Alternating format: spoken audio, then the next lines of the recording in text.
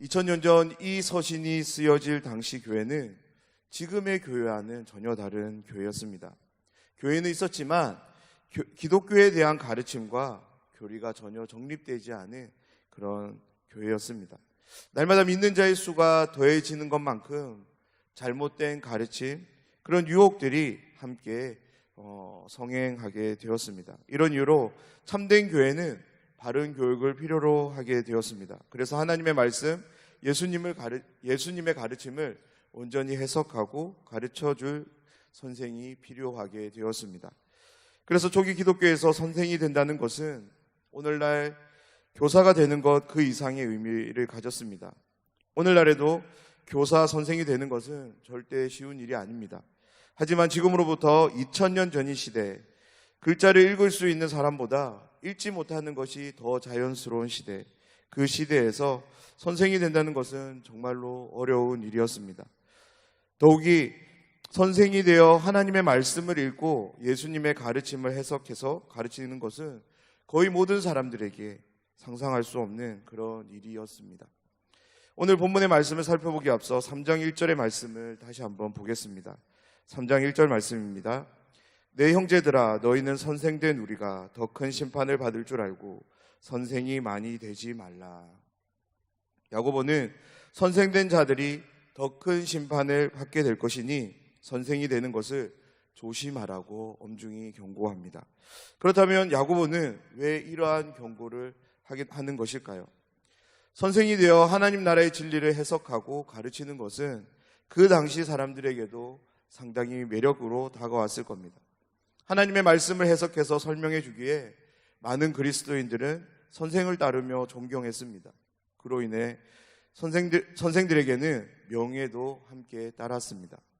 바울 서신을 보면 하나님이 교회에 주신 은사의 목록 중에 가르치는 은사를 앞부분에 배치하는 것을 보게 되는데요.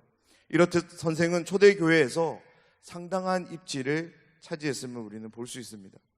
겉으로 보여지는 이 화려함은 당시 사람들을 현혹하기에 충분했습니다. 그래서 많은 사람들이 자신의 지혜를 짜내어 감히 선생이 되려 했던 것입니다. 그래서 야고보는 이러한 사람들에 대해서 3장 1절에서 엄중히 경고하고 있습니다. 이 당시에 가르치는 선생에게는 두 가지를 필요했는데요. 가르치는 자에게 반드시 있어야 되는 두 가지는 말과 지혜입니다. 그래서 야고보서 3장은 선생에게 구비되어야 하는 말과 지혜를 다루고 있는 말씀입니다. 구체적으로 말하자면 선생된 자는 어떤 말을 해야 하고 그러한 말을 하기 위해서는 어떤 삶을 살아야 되는지를 말씀합니다.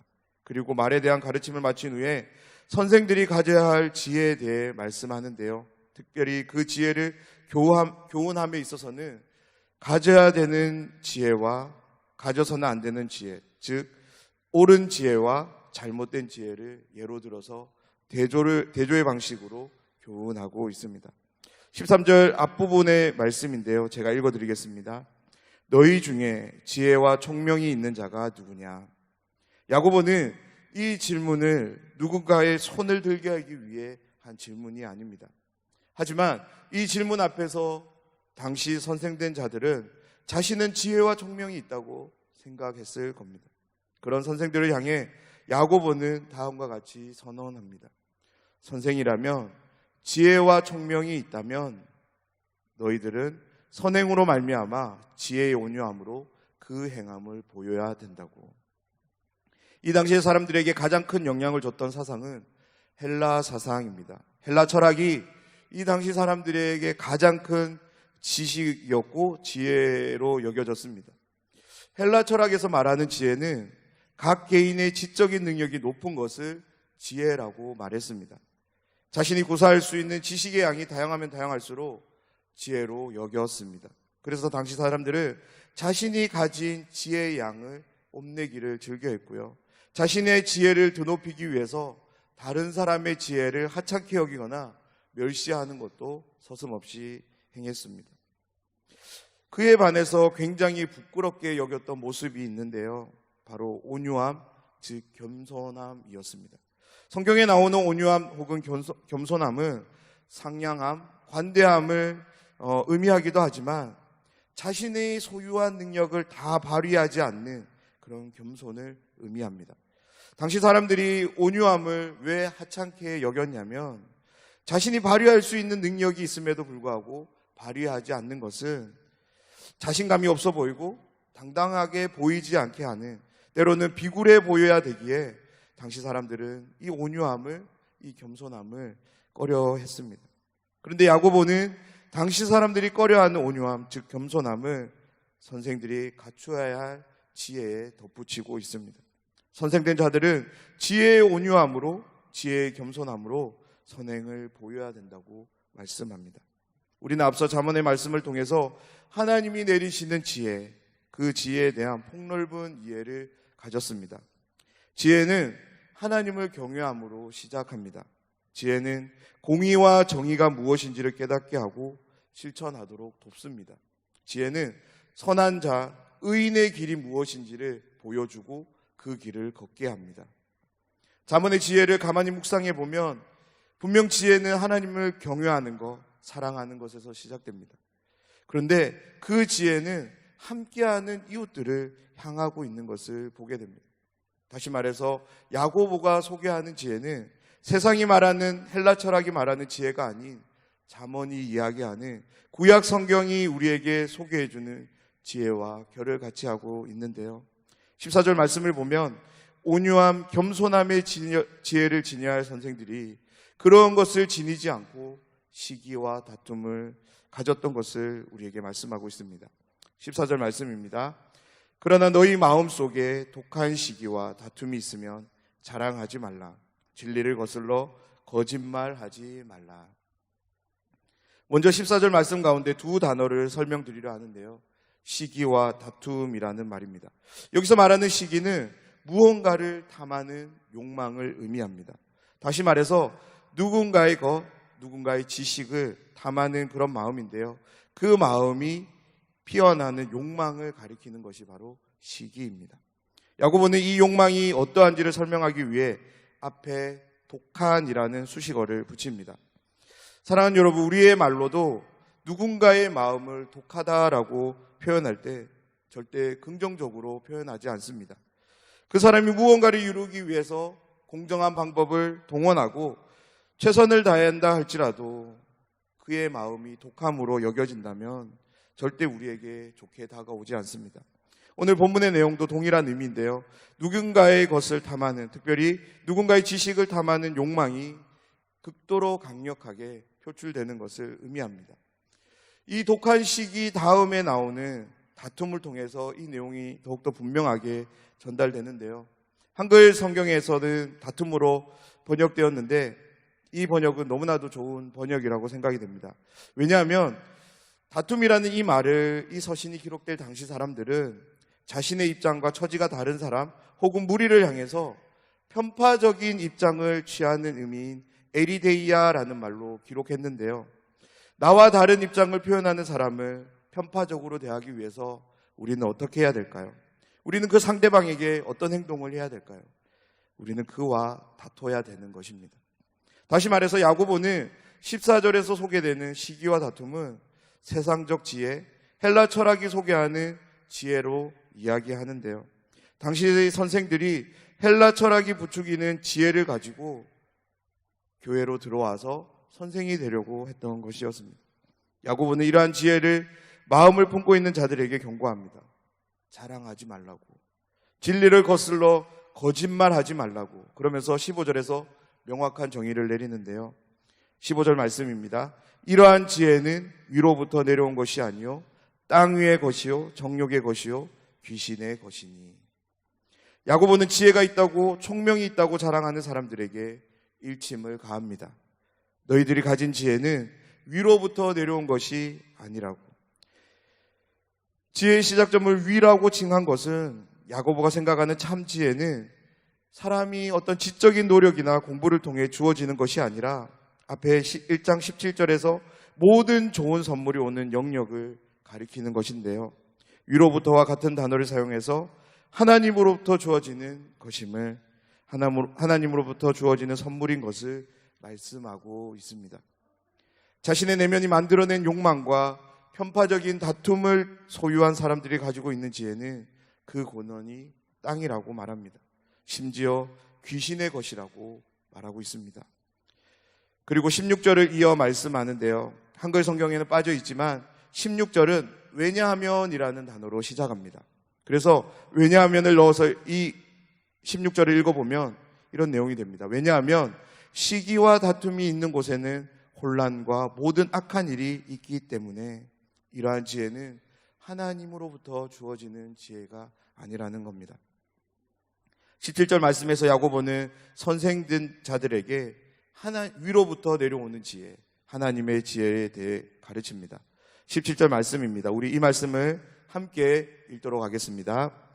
오직 위로부터 난 지혜는 첫째 성결하고 다음에 화평하고 관용하고 양순하며 긍휼과 선한 열매가 가득하고 편견과 거짓이 없나니. 아멘. 17절은 위로부터 주어지는 지혜가 가지는 속성들을 열거하는데요. 첫 번째로 성결입니다.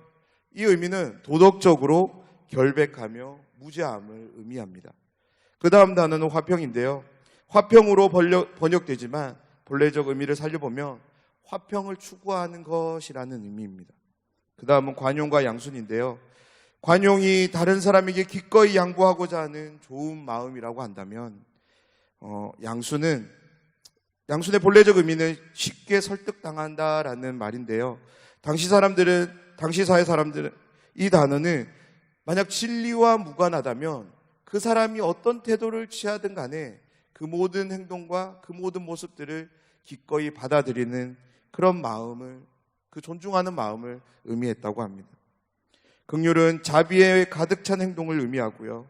선한 열매가 가득하다는 것은 상대방의 유익을 위해 자신을 희생하며 섬기는 행동을 의미합니다.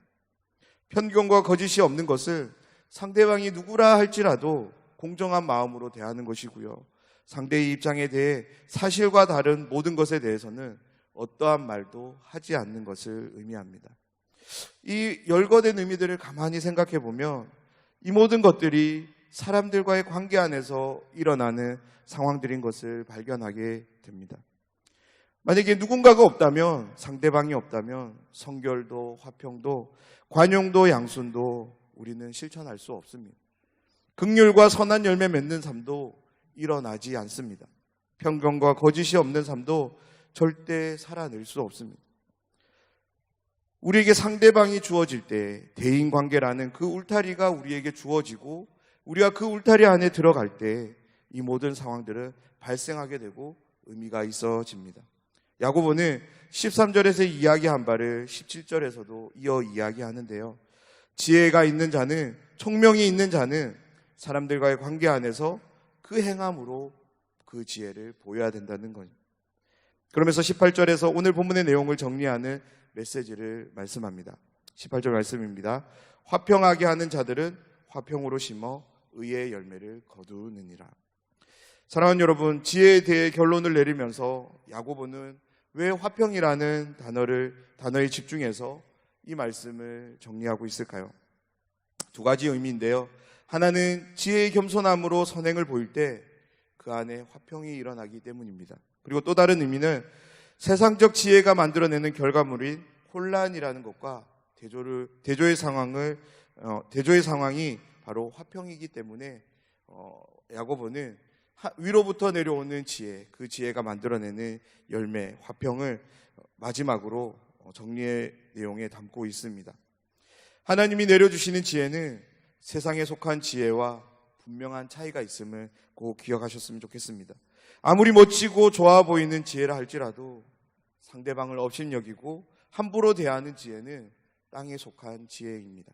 하지만 조금은 부족해 보인다 할지라도 누군가를 용납하고 그로 인해 함께하고 싶은 마음이 일어난다면 그것은 하나님이 내려주시는 지혜입니다.